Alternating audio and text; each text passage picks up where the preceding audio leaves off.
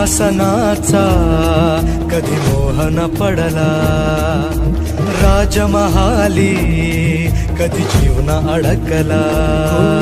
सिंहासनाचा मोह न पडला, राजमहाली कधी जीव न अडकला.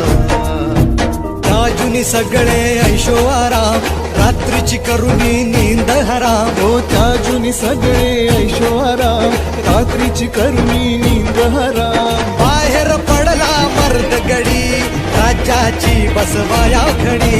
पदरी पडली निर्भत्सना, आपलेच करती अवहेलना.